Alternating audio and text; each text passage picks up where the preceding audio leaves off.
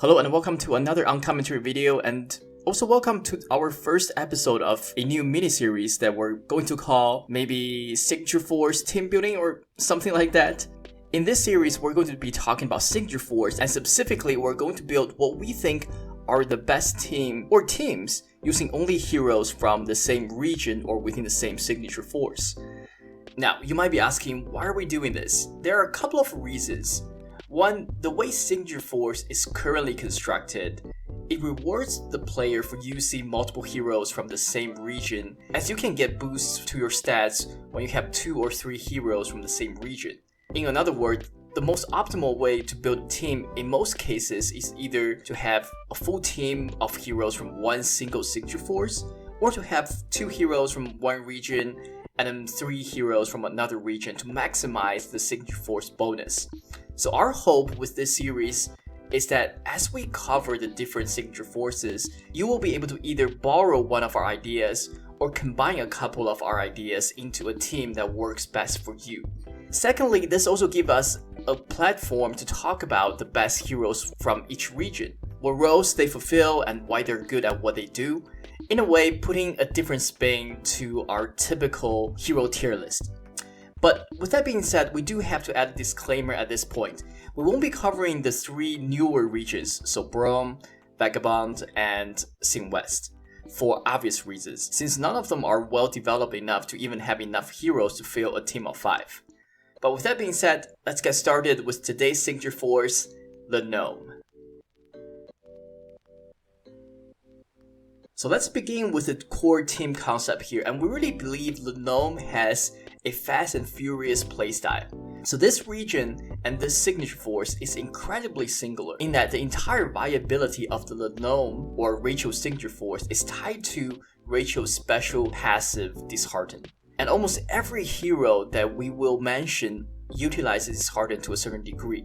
More importantly, unlike some of the other top tier heroes from other Signature Forces who are so good as a standalone hero that they can be inserted into any other team, Lenombe heroes really need each other to function, and they really function within a specific niche. And for the most part, they're hardly worth the time as a standalone hero in other teams. And when it comes to team building, we have the teams divided into 2 categories, the core and the flex. The core heroes are what we believe you have to have if you want to build a team from this region. The flex heroes, on the other hand, are additional pieces that serve a purpose, but are probably replaceable with better heroes from other regions. So let's start with the core heroes first. We believe the team that best serves Lenombe is going to be a back row focused lineup, so 1 front row hero and then 4 back row hero. So the core is going to be front row FC April, and the back row is going to be FC Rachel and FC Zeon, plus 2 other flex heroes. And in our opinion, the best flex heroes from this specific Signature Force tree is going to be Baraka and maybe FC Xiakhan or FC Morris. So why have we decided on this team? The core of a Lenombe team starts and ends with Rachel and his Dishearten passive. Whether you have his Fate core or not, he is a must-have, as almost all the other heroes in the team need Dishearten to realize their full potential. As a result, it is very important to make sure that your Rachel has a high enough attack stat to place the Dishearten mark on the opposing team, because without it, you run the risk of crippling the rest of your team and lowering their damage output. Following that, we have FC April and First Guardian Zeon. The introduction of FC April is game-changing for the Lenombe Signature Force. Lenombe's strength is in their ability to hit hard and melt through opponents' front line through defense debuffs and attack buffs and hard-hitting skills and resets. The problem in the past with Lenombe is their speed. With the exception of Baraka, top-tier Lenombe heroes typically have base attack speed in the range of 90 to 100. And that is simply too low compared to most of the other top-tier heroes that we can think of, so FC Rira, FC Diva.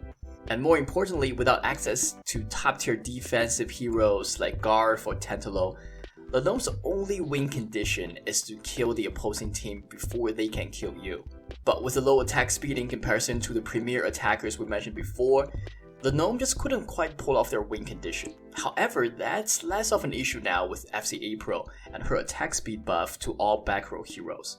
With that, it is now a possibility to have a Lenombe team fast enough that you might be able to take out the opposing team before all their attackers move.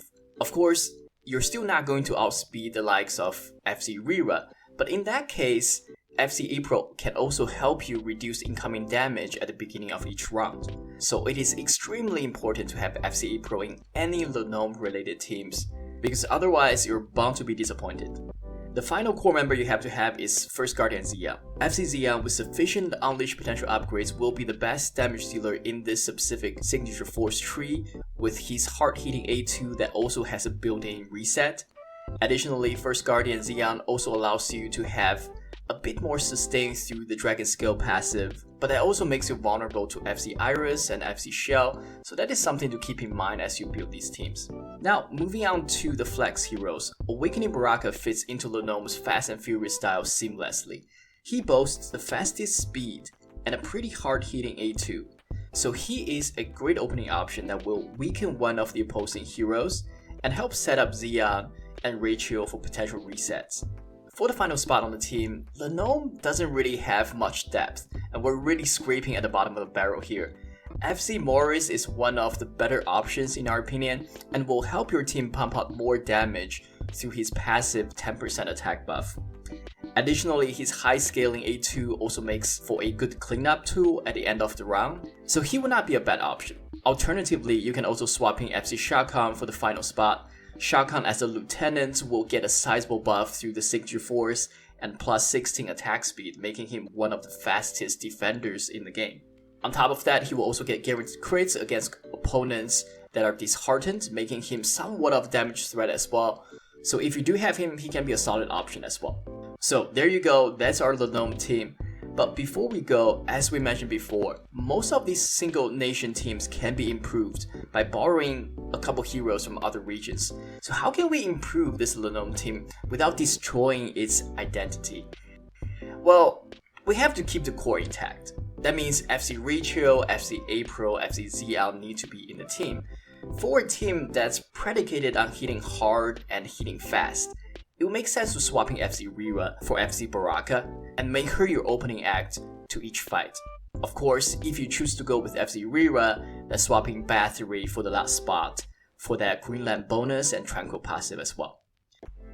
Alternatively, my personal favorite is actually putting in FC Jinai for her ability to further reduce opponent's attack speed, especially if you have FC Jinai that's strong enough.